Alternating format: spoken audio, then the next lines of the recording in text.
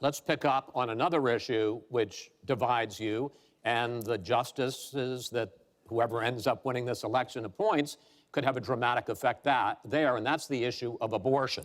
Right. Mr. Trump, you're pro-life, but I want to ask you specifically, do you want the court, including the justices that you will name, to overturn Roe v. Wade, which includes, in fact, states a woman's right to abortion? Well, if that would happen, because I am pro-life and I will be appointing pro-life judges, I would think that that will go back to the individual states. But I'm asking you specifically, would you like to... If they overturned it, it'll go back to the states. But what I'm asking you, sir, is do you want to see the court overturn? You just said you want to see the court protect the Second Amendment. Do you want to see the court overturn Roe v. Wade? Well, if we put another 2 or perhaps 3 justices on, that's really what's going to be, that will happen.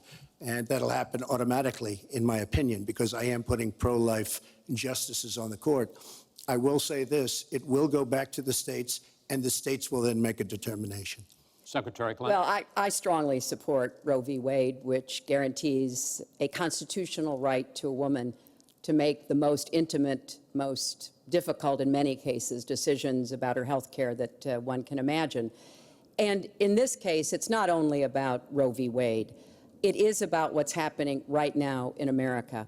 So many states are putting very stringent regulations on women that block them from exercising that choice, to the extent that they are defunding Planned Parenthood, which, of course, provides all kinds of cancer screenings and other benefits for women in our country. Donald has said he's in favor of defunding Planned Parenthood. He even supported shutting the government down to defund Planned Parenthood. I will defend Planned Parenthood. I will defend Roe v. Wade, and I will defend women's rights to make their own health care decisions. And we have come too far to have that turned back now. And indeed, he said women should be punished, that there should be some form of punishment for women who obtain abortions. And I could just not be more opposed to that kind of thinking. I'm going to give you a chance to respond, but I want to ask you, Secretary Clinton, I want to explore how far you believe the right to abortion goes. You have been quoted as saying that the fetus has no constitutional rights. You also voted against a ban on late-term partial birth abortions. Why? Because Roe v. Wade very clearly sets out that there can be regulations on abortion so long as the life and the health of the mother are taken into account.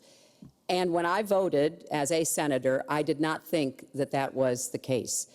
The kinds of cases that fall at the end of pregnancy are often the most heartbreaking, painful decisions for families to make. I have met with women who, toward the end of their pregnancy, get the worst news one could get, that their health is in jeopardy if they continue to carry to term, or that something terrible has happened or just been discovered about the pregnancy.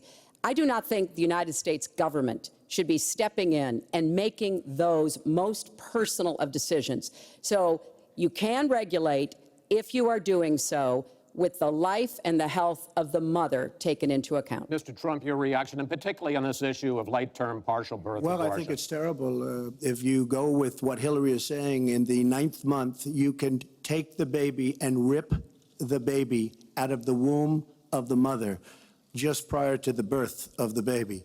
Now, you can say that that's okay, and Hillary can say that that's okay, but it's not okay with me. Because based on what she's saying and based on where she's going and where she's been, you can take the baby and rip the baby out of the womb in the 9th month, on the final day. And that's not acceptable. Well, that is not what happens in these cases. And using that kind of scare rhetoric is just terribly unfortunate. You should meet with some of the women that I've met with, women I've known over the course of my life.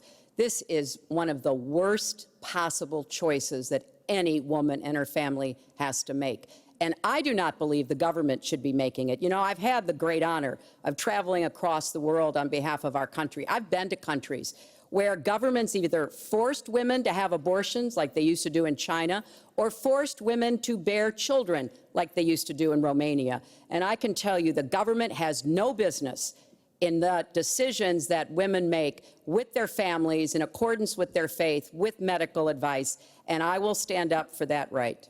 All right. But just briefly, I want to move on to And another honestly, segment. nobody has business doing what I just said, doing that as late as 1 or 2 or 3 or 4 days prior to birth. Nobody has that. All right.